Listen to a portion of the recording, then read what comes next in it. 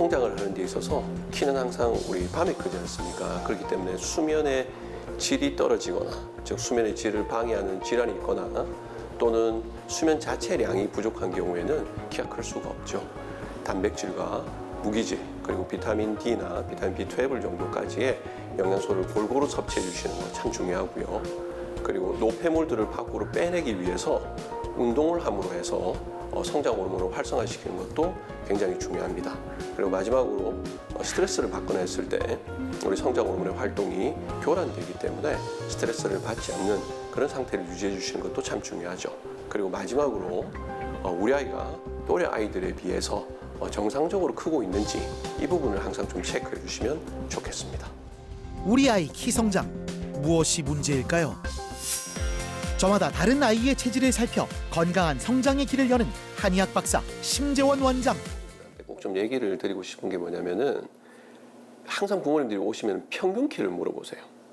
우리 아이들 나이대 평균 키 얼마냐 물어보시는데 실제로는 평균 키는 그렇게 중요한 건 아닌 것이 지금 우리 윤우 상황만 봐도 알 것처럼 어떤 아이들은 지금 현재 키를 봤을 때는 야 이거 180, 190 가겠구나 했는데 이게 사춘기가 너무 빨리 진행돼서 결과적으로는 170을 간신히 넘는다든지 이런 친구들도 있고요.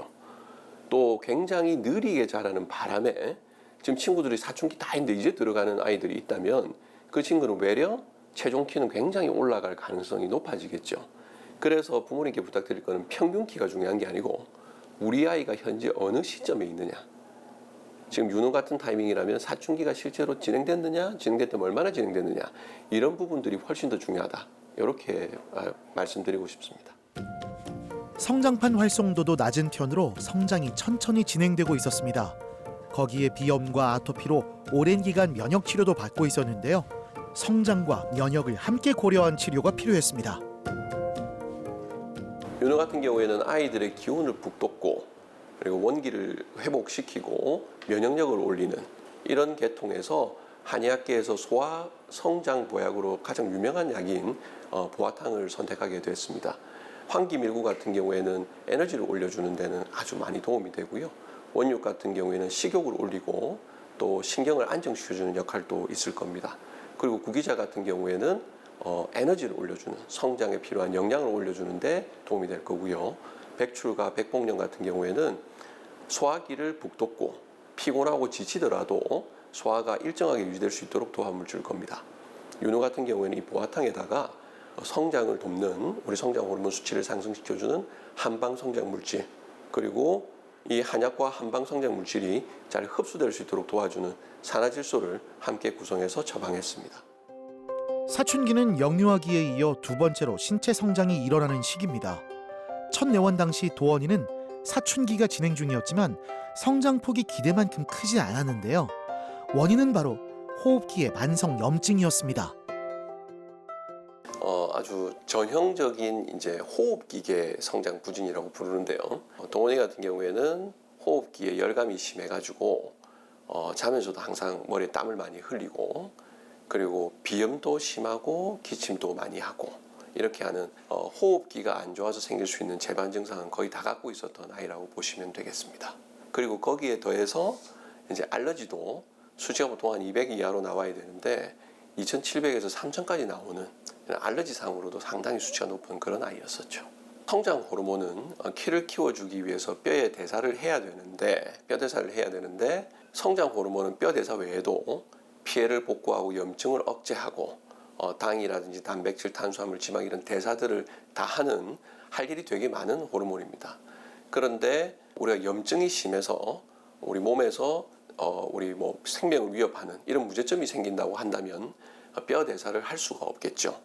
그래서 지속적으로 즉 우리 도원이와 같이 호흡기계가 매우 안 좋은 아이들이 지속적으로 염증이 있는 경우에는 성장 호르몬이 그 염증 억제를 하기 위해서 뼈 대사를 제대로 할 수가 없게 될 겁니다. 그래서 실제로 성장 부진이 일어날 수밖에 없죠. 첫 내원 당시 키는 147.3cm로 약 20%였습니다. 즉 100명 중 20번째로 작다는 건데요. 호흡기와 성장을 돕는 한방 치료를 시작했습니다. 원래 성장 클리닉을 하게 되면 근육은 소실이 잘 되지 않고 하게 되는데 근육은 15.8, 17.6, 19.4로 꾸준하게 잘 증가하면서 그래도 비슷하게 유지를 하고 있죠. 지금 키가 너무 크니까 몸무게가 못 따라갑니다, 지금. 네. 그래서 지금 몸무게 비율이 지금 점점점 낮아지고 있거니와 여기서 지방은 우리가 이제 보통 성인들이 지방이 많다 그러면 보통 부정적인 이미지잖아요. 네. 살쪘다 이런 이미지 별로 좋지 않다, 건강에 좋지 않다는 이미지인데 도원이의 지방이 빠지는 건 고관이 비는 겁니다. 아기들이 사실 좀 알려지지 않은 문제점들이 있었는데요. 보통 일반적으로 우리가 이제 성장을 한다 하면은 밥 잘 먹자, 잠 잘 자자, 운동하자 이렇게 보통 생각을 하시는데 찬소리와 시온이 같은 아이들이 있거든요. 그러니까 한의학에서는 혈액이 탁해서 노폐물이 잘 처리가 되지 않다 보니 그 물질들이 문제를 일으키기도 하고 또 그 물질들이 문제를 일으켜서 염증이 생기는 상황이 발생할 수 있거든요. 노폐물이 잘 처리되지 않는 그 상황을 담음이 생겼다고 하고 담음이 발생한 상태에서 염증이 특히 호흡기 비염이 생긴 상황을 담음형 비염이라고 부를 수 있습니다. 그래서 피를 깨끗하게 해주면서 즉 노폐물을 잘 처리해주면서 염증을 억제해주는 여러 가지 약들이 있는데 그중에서 이 아이들은 이제 소청룡탕이라고 하는 약이 잘 어울려서 그 약을 일단 선정을 했고요. 거기에 성장판과 성장 활성도와 성장 호르몬 수치를 올려주는 한방 성장 물질을 더하고 거기에 더해서 약물에 한약물의 흡수를 부스트 시켜주는 산화질소를 같이 합쳐서 처방을 했고요. 시온이 같은 경우에는 특히 3개월 후에 호흡기 계통의 문제가 좀 남아 있어서 보페고에너라고 해서 호흡기 계통에 특별히 더 효과적인 그 약을 함께 처방을 했습니다. 학교를 마치고 돌아온 형제. 체질이 허약한 데다 활동량이 많아 이제는 특히 영양 관리에 힘쓰고 있는데요. 한참 놀 때죠. 제가 신경 쓸 거는 영양 부분, 식단 부분을 좀 신경 써야 될 것 같아서 조금이라도 틈이 있으면 간식을 좀 많이 먹이려고 엄청 영양가 있게 좀 먹이려고 준비를 많이 하고 있고요. 담음을 유발하는 인스턴트 식품은 줄이고 균형 잡힌 식단으로 필요한 영양을 채워갑니다. 담음형 비염을 치료하는 소청룡탕과 성장 한방 물질을 함께 처방한 결과 긍정적인 변화를 만들어가고 있습니다. 키 한번 재보자. 이거 작아져서 이제 버려야 되겠다. 키가 많이 컸네.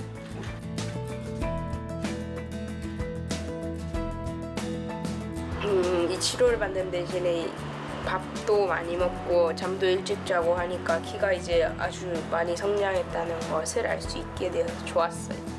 180, 190, 190. 좀 배드민턴이요. 배드민턴을 더 잘 칠 수 있게 될 것 같아요. 약 잘 먹어줘서 고맙고 운동 열심히 하고 한약 잘 챙겨 먹어서 키도 크고 행복하게 잘 크자. 사랑해.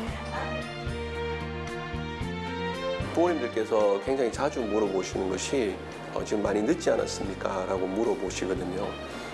성장 치료라고 하는 것은 갑자기 무언가 노력한다고 해서 크게 변하는 것은 아니고 건강 상태라든지 환경을 끊임없이 관리해주고 좋게 해줌으로 해서 결국에는 최종적인 결과가 좋은 것 같습니다. 키를 키우기 위해서 마음을 먹는다면 어릴 때부터 어떤 부분을 신경 써야 되고 어떤 부분을 관리해야 되는지를 좀 여러 가지 방법을 통해서 알아가셨으면 좋겠고 그리고 현재 우리 아이가 다른 아이들에 비해서 제대로 키가 크고 있지 않다면 어떤 부분이 키를 방해하고 있는지 최대한 빨리 알아내서 해결해 나가는 것 이게 참 중요하다고 생각됩니다. 그래서 지금이 가장 빠른 시기다 이렇게 생각하시고 아이들의 성장을 좀 지켜봐 주시면 좋겠습니다.